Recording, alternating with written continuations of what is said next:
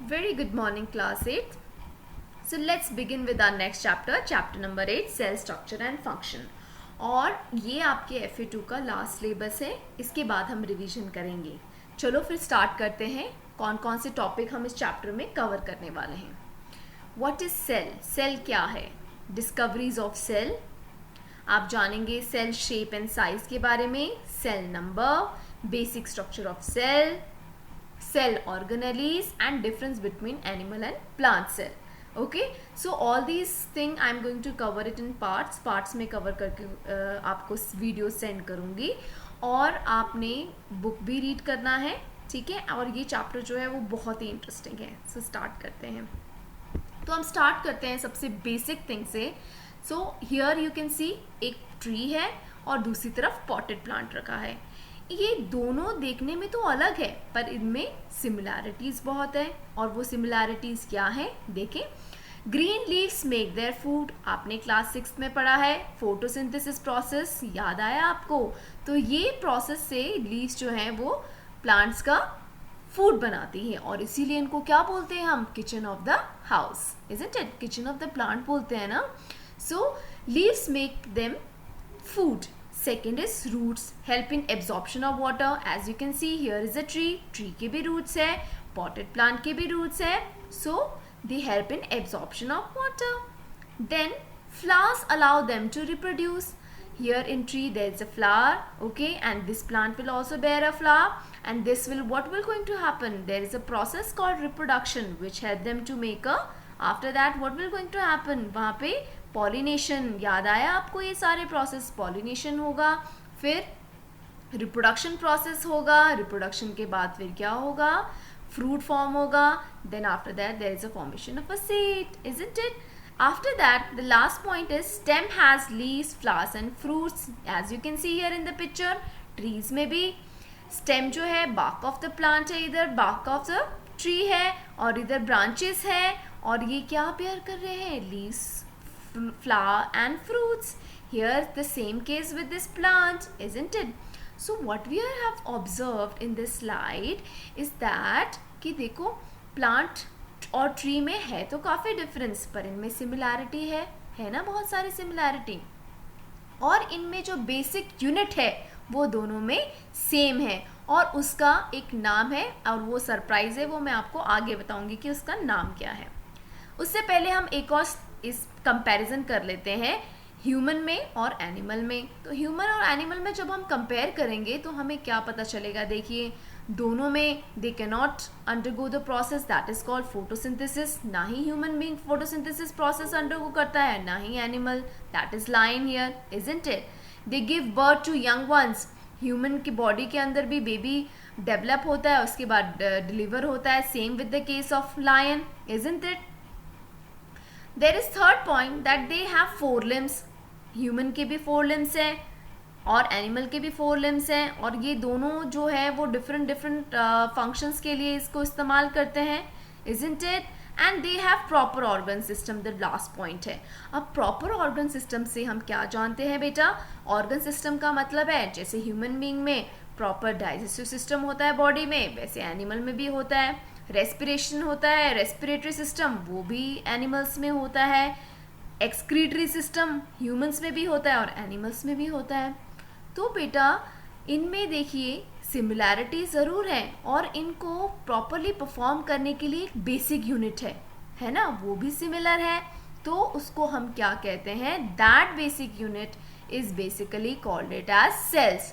चाहे प्लांट और एनिमल हो, चाहे बड़ा हो चाहे छोटा हो, ये एक छोटे छोटे यूनिट्स के बना है जिसको हम बोलते हैं सेल्स. जैसे बेटा घर बनाने के लिए हम ब्रिक्स का इस्तेमाल करते हैं तब जाके हमारा घर बनता है, वैसे ह्यूमन बीइंग्स, एनिमल्स और प्लांट्स की बॉडी में छोटे छोटे यूनिट्स होते हैं जिसकी वजह से एक ह्यूमन बीइंग या एनिमल या प्लांट्स बनता है और उसको हम क्या कहते हैं? Cells. Okay, so cells are the basic building blocks of all the living things. It is structural and functional unit of living organism. Structure का अर्थात है, इसका स्ट्रक्चर का मतलब है, structure means like a cell is forming a particular cells, group of cells, and after that it is forming an organ. उसके बाद वो कोई फंक्शन परफॉर्म कर रहा है, है कि नहीं? जैसे मसल्स के जो सेल्स हैं वो कोई कुछ और फंक्शंस परफॉर्म करते हैं, isn't it? जो हमारे स्टमक में सेल्स होंगे वो कोई और फंक्शन परफॉर्म करेंगे. So they are functional also, that is why it is called functional unit of a living organism. So I hope this cells is clear to you. After this let's see that who has discovered the cell. Cell किसने discover किया? In 1665 Robert Hooke ने सबसे पहले observe किया था cork from the bark of a tree under a simple magnifying glass. Simple magnifying glass के under जब उन्होंने नोटिस किया तो उन्होंने क्या देखा? स्मॉल बॉक्सेस, और उनको उसका उन्होंने नाम दिया compartments in the cork cells. और ये बॉक्सेस सेपरेट थे ईच बाय अ वॉल और अ पार्टीशन, और उन्होंने इसको नाम दे दिया cell. So cell which Hooke observed was actually dead cells of the plants. Okay, this how interesting isn't it? जो cells उन्होंने notice की थी वो dead cells थी plants की. जब रॉबर्ट हुक ने इन्वेंशन किया सेल्स का, उस टाइम पे उन्होंने ऑब्जर्व किया मैग्नीफाइंग लेंस से, और वो जो इंस्ट्रूमेंट था इट लुक्स लाइक दिस, वो इस तरीके से दिखता था, और रॉबर्ट हुक ऐसे. सो रॉबर्ट हुक ने 1665 में कॉर्क सेल्स में जो कि डेड थी उसको अंडर माइक्रोस्कोप ऑब्जर्व किया, and he observe what he observed these little boxes which he called it as cells, and also he called it as compartments. Okay, so earlier it used to look it like this. The earlier you can say it as a simple microscope जो उस time पे इस्तेमाल किया गया था वो ऐसा दिखाई देता था.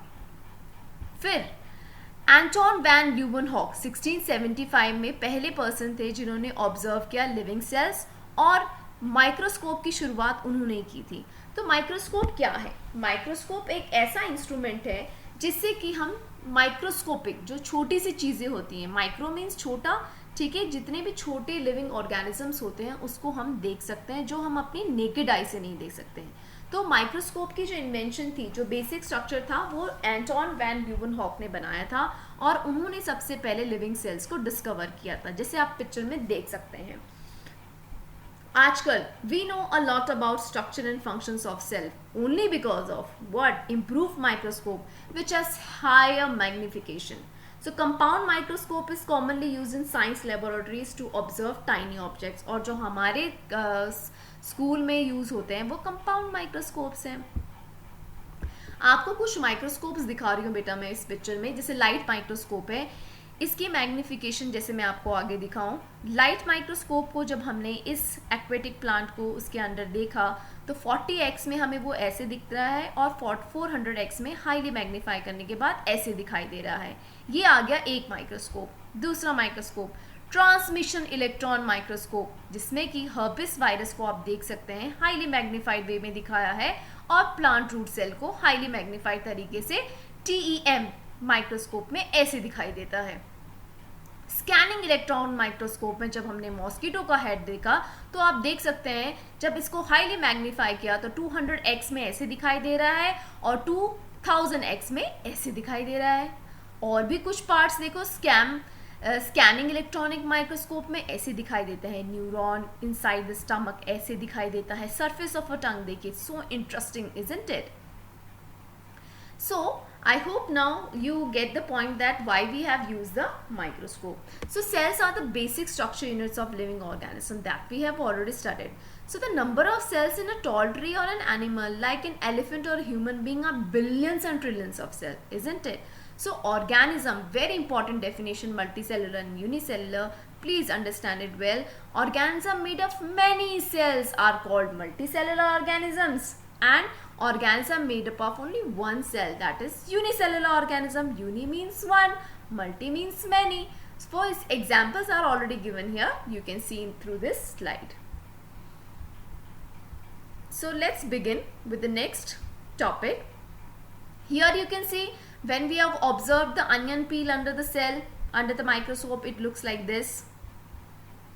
Human cheek cells, it looks like this under a microscope. Okay, so now we talk about level of organization from cell to organism. So in multicellular organisms, cells represent the lowest level of organization. So a group of similar cells performing a